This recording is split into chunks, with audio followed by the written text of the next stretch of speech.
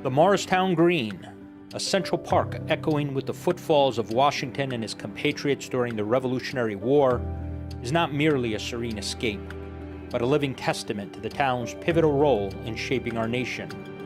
Morristown's history seamlessly intertwines with every individual who grew up there, creating a childhood rich in the echoes of the past and a vibrant spirit of community carried forward by each successive generation. These are their stories. This is Beyond the Green.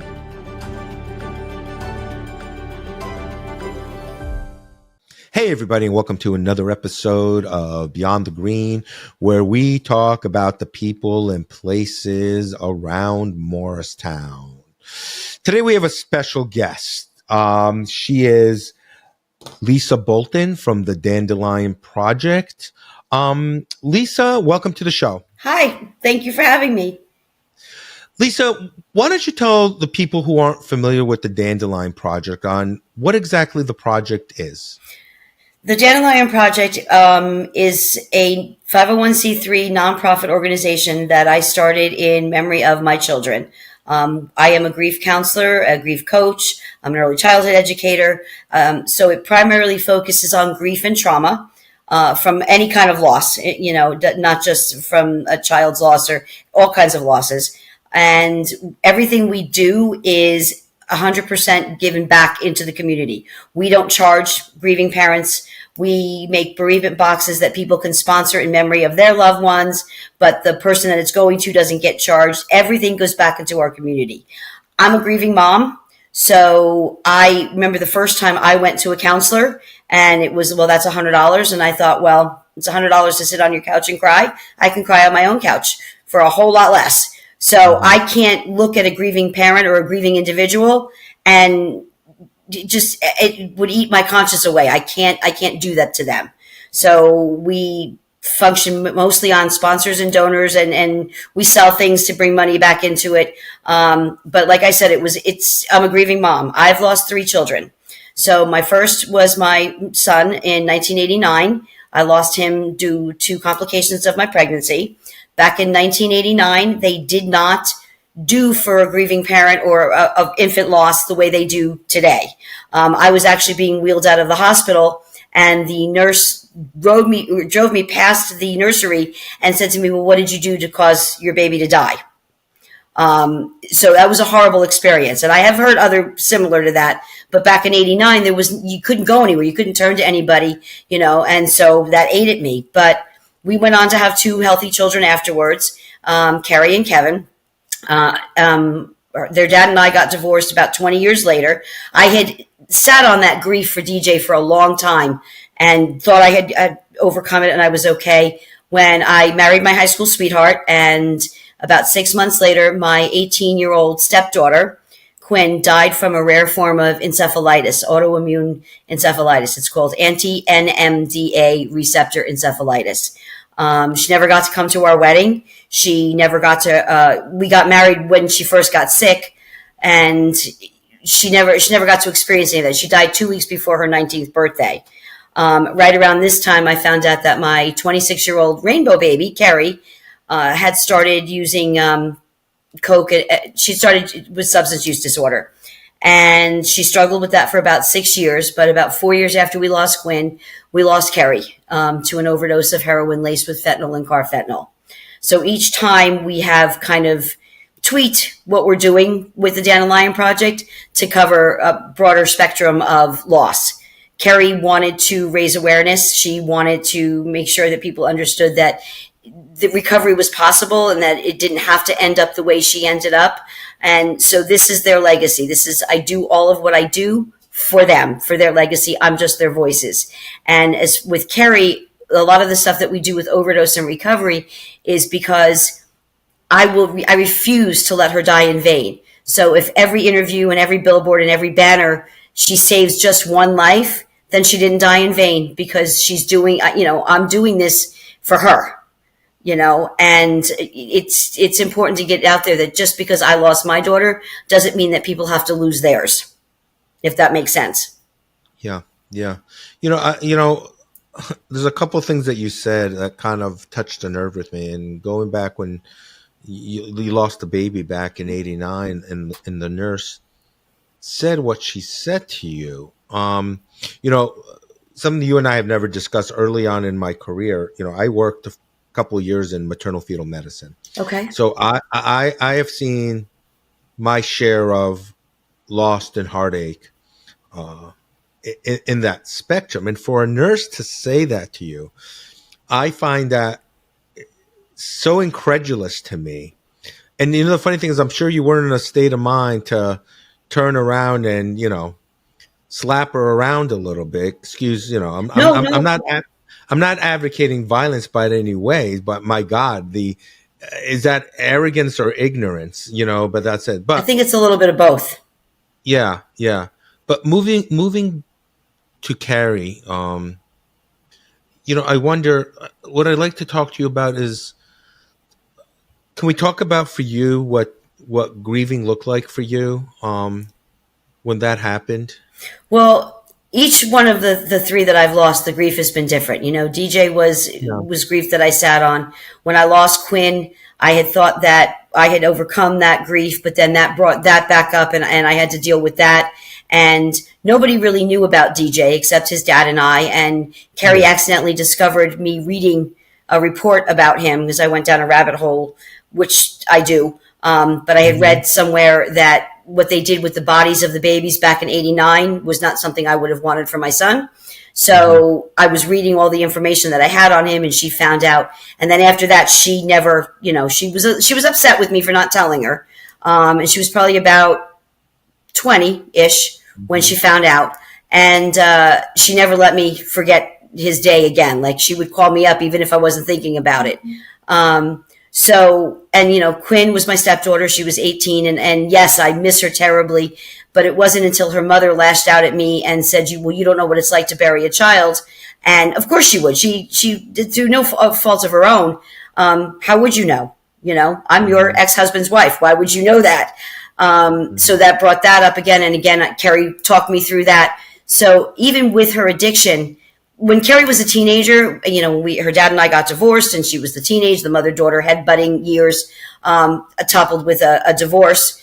We had a rough few years, and I think her addiction actually brought us closer together because she knew I wasn't going to let her fall. If I could stop it, I would, you know. And we could talk until 3:00 in the morning sometimes. So we had a very, very close relationship right up through the end. So losing her was a shock because honestly, she and her youngest stepsister were down here visiting my husband and I, and we had, you know, we went to Universal and we went all over the place. She had made plans she wanted to move down here with us.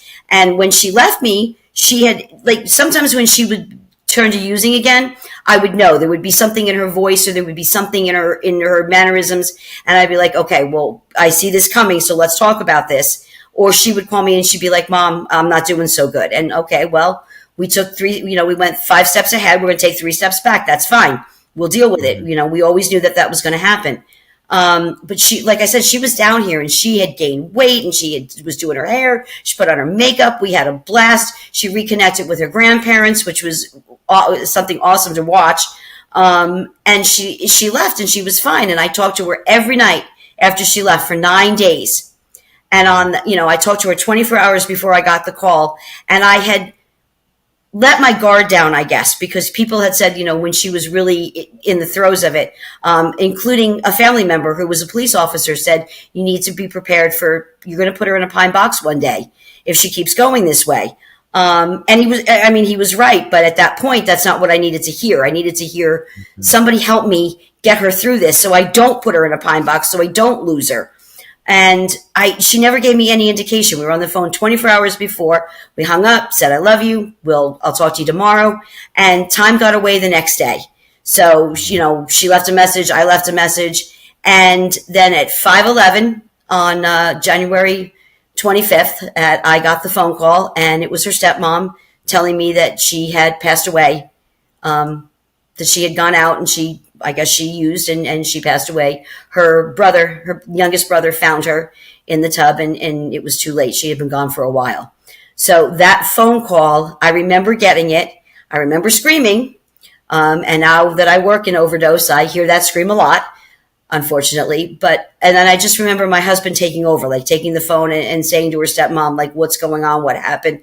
And then making some phone calls that I know I made them and I spoke to people, but I can't tell you honestly what I said.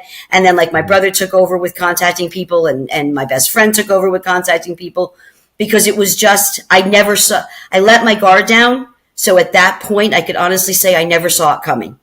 If it had been a month earlier or 2 months earlier, maybe. But at that moment in time, I didn't expect it. So I got totally blindsided and it wasn't real. There was like, no, she's not gone.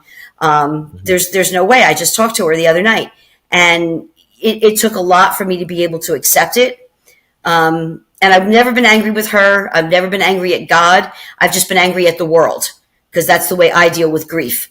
I miss her every single second of every single day. There isn't anything that I do that isn't with her in the forefront of it. It's my way to honor her, and it's my way to grieve, and it's my way to heal. Yeah. Yeah. Do you think before we move on and talk about the event that's coming up in a couple of weeks, what would you tell people as far as when you're talking about addiction? What would be some of the telltale signs that, kids do a great job of hiding these things? Could you give some advice to parents on some things to look for? I think more importantly, it's keep the lines of communication open, because if you don't keep the lines of communication open, you're going to miss every single sign. You're going to miss the depression. You're going to miss the acting out. And I'm not saying that every child that's depressed or acting out is going to turn to drugs, but those are telltale signs of some hidden trauma that's going on that they're having a difficult time dealing with. A lot of kids with mental health issues will turn to substance use disorder, because it's a Band-Aid, and that's what they don't understand. Yes, you feel great at that moment, but you're going to come down, and the situation and the pain is still going to be here. So I think if, as communities and families, if we can keep the lines of communication open and let people who are suffering, whether it's a mental health issue or whether it's just a trauma issue, that there's people they can turn to that doesn't need to end badly. Mm-hmm. Yeah. Yeah. Now you've turned your own grief into this project. And for those in Morris County now, you have an event coming up on October 11th. So we do banners, we do memorial services, we do events. So a friend of mine contacted me and asked me how I had put Carrie on a billboard for with this organization called Leona's Legacy of Love. We've teamed up, and the founder, Christy, Leona's mom, she called me up and she said, "How would you like to do a billboard together?" And I thought, well, let's look into New Jersey. And then we found out that it hasn't been one in New Jersey, especially in the area that we are from.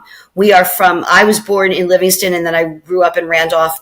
Carrie was born in Byram, and she grew up all in that area, Bud Lake and Byram and all that. So we are from that area. We spent a lot of time up at the Rockaway Mall as kids. I'm from that generation where that's what we did. Friday night, we went up to the Rockaway Mall. And Carrie spent her fair share of time up there. So it is in the area that we're from, and it's the first one there. So it's huge because I think it's like the other point I wanted to look at was the shore, because she loved being down the shore. So, but this one came available in Morton, and I'm so excited to be able to do this, because, she's going to be out there on Route 15 for 30 days and everybody can see what a difference she's making. She and Leona and, there's 22 faces. So 20 other faces besides our girls are going to be up there on a digital billboard that gets over 14,000 views a week. Yeah. That's or 148,000 views a week. And so this billboard is located where? It is located pretty much in the parking lot of the Town Square Diner. So it's on Route 15 in Wharton. But it's like the intersection where you could go to the mall. I think that's Mount Pleasant Ave, right? Mount Pleasant Ave. Yeah. I haven't been up there. I haven't been in that area. Yeah. And so it's, I think it's still Rockaway as you're approaching where the ShopRite is there, I believe. Yes. Bob's Furniture, I believe, is there. It used to be, for those of us that are older, the roller rink. Yeah. Yeah. Exactly. And then that's going to take place on October 11th, where they're going to reveal the banner, the billboard, at 11:15. Well, it goes live on October 6th, so you will get to October see it 6th, ahead of okay. time. But the Okay. actual reveal, we've invited the parents of the kids on the billboard, because most of them are from New Jersey. We tried to reach out to a lot of Jersey families first and foremost, and then when we didn't get those last few spots, we reached out to others. But most Okay. of the people on the billboard are from New Jersey. So we're assembling at the billboard at 11:15. And we'll say a few words, and maybe we'll say a prayer over the kids, and we'll say their names. And then we're going to move up to the Knotty Pine pub, where he has graciously offered to host this event for us. So there'll be vendors. He's going to put a buffet together for us. And we'll have some speakers. The Hope One van will be there. The DARE program. It's not really DARE. It's PAARI, and I forget what it stands for, so I apologize. But they're all going to be there. And we're going to have some guest speakers about loss and about recovery and about grief. And I'm looking forward to, a nice event for the first time in New Jersey. Yeah, that's fantastic, and it's a great cause, and it's a great way to remember those that you have lost. And like I told you when we first started talking, you're to have such loss in your life, the way you had it, you are very strong. Thank you. And to be able to take that grief and loss and turn it to the Dandelion Project, I think is amazing. There are people that I've seen who have such loss who never recover from it. And their life somewhat spirals out of control. Yes. And, going back, and I don't want to drill down too far on this. No. Do you think, for you personally, when you found out that she passed, was there a burden for you personally? Did you feel like there's more you could have done? Yes. I still feel that way. And we're coming up on 7 years in January. I still feel that way. I mean, I know from everything that I've learned that there was nothing that I could have done to change the outcome, if that was what the outcome was going to be. Maybe prolonged it a little bit. But yeah, it's a battle that I go through every single day, thinking I should have done something else. I should have done more. What is it that I missed? I'm her mom. And it's my job to protect her, and I should have been able to protect her and save her. And those are the moments that I feel like, I didn't do my job. Sure. Do you think that's a common thread with majority of the parents? Oh yeah, absolutely. Everybody that we talk to will tell you the same thing. That they never thought it was going to be their child, and that they provided for them and they came from this. The thing with addiction is it doesn't discriminate. It doesn't choose. Carrie was a talented artist and writer. She was a 4.0 college graduate. She had a BA in forensic psychology. She worked with autistic kids. She actually worked for the child care center that I started out in, and she was there as a baby for a little while. And she loved with her whole heart. And this is a familiar line with all the parents too. She had a smile that lit up the room, the most contagious laugh there was. All of our kids, if you looked at when people tell me their children's story, it's all the same thing, and it's, people just think it's not going to be my child. Well, Carrie went through the DARE program, and Carrie was raised by parents who told her, that she knew that she was loved by us, and she knew, the harms of drug use, but she had uncles in the police department. And so she was aware of all that, but yet she had things in her life, which are her stories to tell, not mine, that affected her choices. And yes, initially it was a choice, because I've had people say that to me too. Well, your daughter chose to die. No, my daughter did not choose to die. She made a choice one day to ease some pain, and then that choice turned into a disease that affected her brain, and then she died. She didn't wake up one morning 6 years earlier and say, oh, I'm going to start using today, and in 6 years I'm going to destroy my mom and dad and my baby brother. That's not what happened. And people, that irritates me to the core of my soul, because none of our kids chose this. Nobody chose to die. It's just what happened. Yeah. And it's important to turn the pain into purpose, because if you you can't, until you start to heal, you're actually hurting the child that you've lost, because that's not what they want. That's not what they wanted when they were here. It's not what they want now. Yeah. Yeah. Now, do you still have a child still living, correct? Yes, I have a stepdaughter and my youngest son. How's he dealt with things over the last 7 years? Unfortunately, we are estranged right now. I'm sorry to hear that. But he is the one that found her, and I know from people that have stayed in contact or just keep an eye on him out there for me, whether he believes that I'm keeping an eye on him or not, I am. And they will tell me if they've seen him or what's going on. My ex-in-laws, my nieces and nephews are also my godchildren, so a lot of them will fill me in on what's going on. Sure. Because the one thing that I had promised Carrie was, if anything had ever happened to her, that he would know that she never meant to leave him. They were very, very close. And I can only imagine what he's going through. And I can only hope that one day we can repair the rift between the two of us. I also have a 26-year-old stepdaughter who I just adore as well. So, yeah. Yeah. Is he still in New Jersey then? yes. Do you think he knows about this event? It's been we've publicized it on Facebook. I've done a couple of news reports down here where they've said that I'm coming up to New Jersey. So I'm hoping somebody sees this and lets him know. And if he doesn't want to come and see me, that's fine. I just want him to come and I want to put eyes on him and know that he's okay. And I want him to see the difference that his sister is making. Yeah. Yeah. Well, the event again is October 11th, right? 11:15 at the Town Square Diner. Right, at the billboard. In Rockaway there, Route 15. And then from 12 to 4 at the Naughty Pines. Yes. Right? And we'll post, if anybody needs to know, would like to know more about the Dandelion Project, look below in the descriptions. We'll have all their web pages. We'll also give you the particulars of this event again. And check out their website if you have any questions. Check them out. I'm sure Lisa will answer all emails that you have. Actually, if I can, we just started a new initiative with the Faces of Hope. Carrie's favorite acronym was HOPE. Hold on, pain ends. As a grieving mom, I can tell you, pain doesn't end. It will ease. And we can move on. We can go on. I hate the whole moving forward thing, but we can go on from here.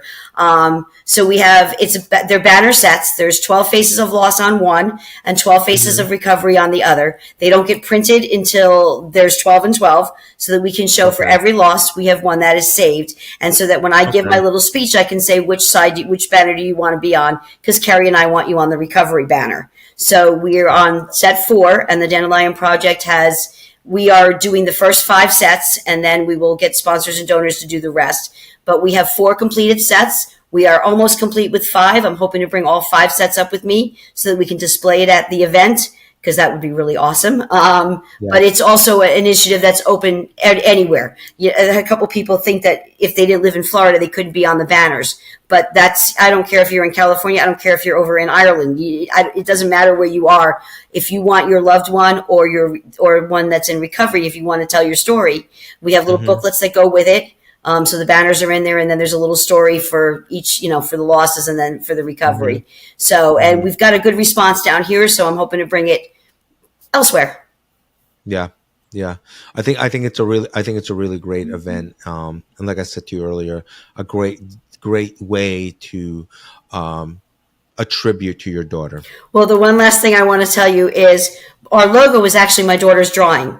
She was, I told you before, she was an artist. She used to doodle. So usually she did a lot of doodling when she was either slipping or thinking of it. And she sent me a text at 3:00 in the morning. I had gone back to become a stillbirth doula. And the girl I was going to school with said, "Oh my gosh, what you guys want to do," because Carrie and I want to do this together. What you want to do is spread love the way a dandelion spreads its seeds. You should call it the Dandelion Project. And I was like, no, I don't think so. I don't think I like that. Well, 3:00 in the morning, Carrie sends me a picture of a dandelion. So I send her, I call her back and I'm like, why are you texting me at 3 a.m? And of course, her being my daughter, she said, well, why the hell are you texting me back at 3 o'clock in the morning? And yeah, so I said, did I tell you Miss Laura said we should name it the Dandelion Project? She said, no, you didn't. But now we have a name. So that's how it became the Dandelion Project. And her dandelion is our logo. With my youngest, with Jamie's help, my youngest stepdaughter, we tweaked it here and there. There's a heart, which stands for Quinn. And then there's a handprint of me and my son, Kevin, when he was young, doing the I love you sign as all part of the logo. So they've all had a hand in it. Nice. Well, again, October 11th. Yep. 11:15, and then from 12 to 4 at the Naughty Pines. Yes, please come out and see us. Once again, you are Lisa Bolton, the founder of the Dandelion Project. It was a pleasure to have you on the show. Thank you so much, Peter. I really appreciate the opportunity. Anytime. So until next time, everybody, you've been watching Beyond the Green.